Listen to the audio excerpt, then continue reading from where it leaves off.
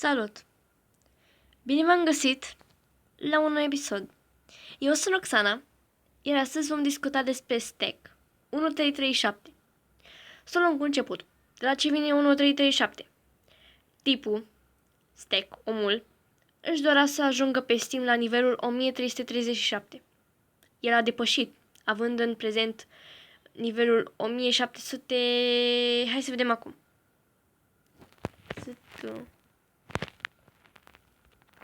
Așa îl cheamă pe Steam. Și o să stăm pe grupul lui, în care are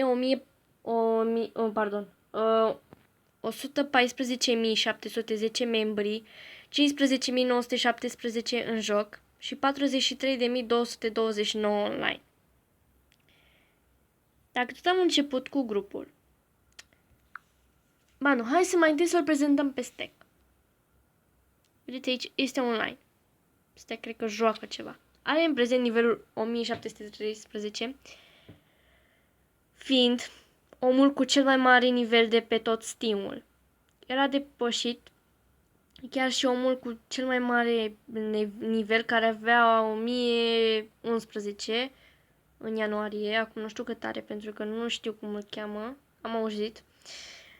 Și da, el în prezent are cel mai mare nivel de pe tot Steam-ul. Și cel mai scump inventar, cele mai multe insigne, cele mai scumpe. Și da. Stack. Este un arab care stă în Canada. Atât știm despre el. Nu știm cum îl cheamă, nu știm cum arată și nu știm câți ani are. Atât știm.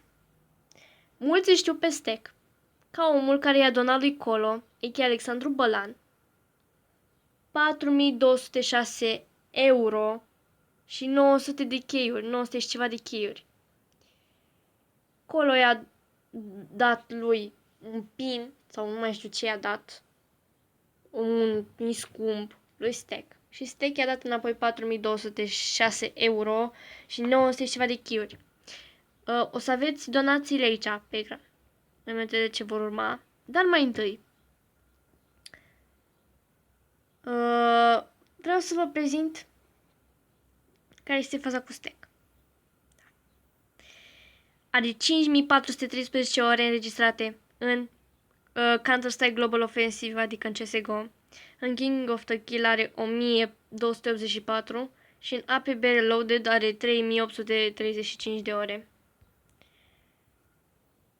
Vedeți că acesta este grupul lui, sunt 4 în chat. Nu știu, probabil să mă scriu și eu în grup să văd despre ce e chestia.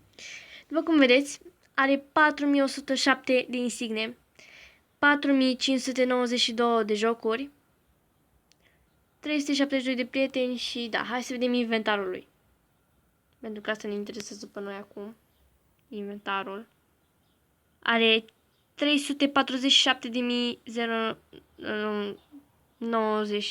sau nu știu, nu mi s-a dat aia. Asta e inventarul lui de pe King of the Kill. În asta are cel mai multe iteme.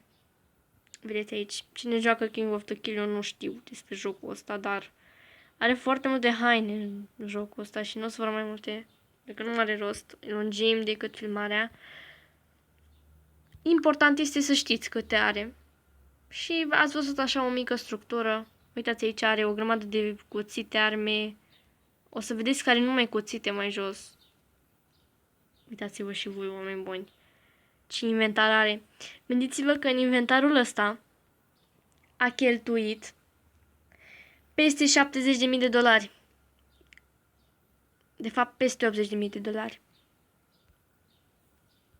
Și în tot Steam-ul, da, nu o să vă rog mai departe, puteți să uitați și voi, nu contează atât de mult tot. El a investit în Steam peste 110.000 de dolari în tot Steam-ul.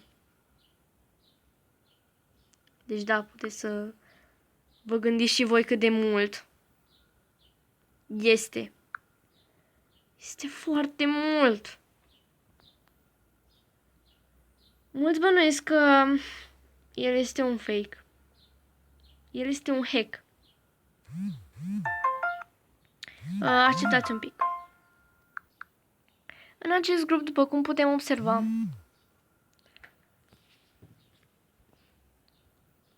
sunt membri pe care vi-am citit mai devreme. Hai să vedem aici, moderatorii și chestiile. Vedem aici, moderatorii sunt Injector 3, Stack, Injector, Root. Dacă dați pe unul din profilele astea, dați pe el. Toate sunt private și vedeți aici multiple banuri vac în istoric. 1931 de zile de la ultimul ban. Mulți bănuie că Injector este un hack pe care Stack îl folosește. Alții bănuie că Stack este o grupare Anonymous. Alții bănuie că sunt niște prieteni sau conturi de ale lui sau nu știm exact. Este un om simplu. Adică nu știm exact dacă el este un om simplu sau... Da. Adică el este un om simplu, dar injectorul ăsta nu știm ce reprezintă. Poate fi o grupare Anonymous sau poate fi un hack pe care el îl folosește. Apropo, m-am încurcat, n-am vrut să zic Stack, am vrut să zic Injector acolo cu gruparea. Uite, vedeți că sub profilul lui scrie Injector. Deci nu știm mai exact ce se întâmplă cu chestiile astea. Dar da, el. Și ultima chestie care ar cam trebui să vă spun și ultima chestie care ar fi de spus este că Stack, dați un pic, Stack, când a băgat $800 în Steam, primii lui $800 băgați în Steam, Steam-ul i-a blocat accesul să mai cumpere iteme din magazin, shop. Da, ați înțeles voi ideea. Iar el a vorbit cu Lord Gaben și ei împreună au vorbit cu Steam, cu cei de la Steam, iar Steam-ul i-a dat înapoi accesul să cumpere jocuri, chestii, nu știu ce, pentru că nu prea folosesc Steam și nu mă prea pricep. Și i-a dat înapoi accesul să-și crească nivelul. Vedeți, are în prezent nivel 1713 și acum câteva luni avea un nivel cât și-a plănuit el să aibă, adică 1337. Nu știm de ce. Asta e cam tot ce știm, toate informațiile puse, publicate, chestii. Da, cam atât am vrut să vă spun. Astea sunt toate informațiile pe care le-am găsit despre Stack. Mai mult n-am găsit. Da. Cam atât a fost cu acest episod. Eu am fost Roxana și ne vedem data viitoare cu interviul lui Geo V2. Pa, pa!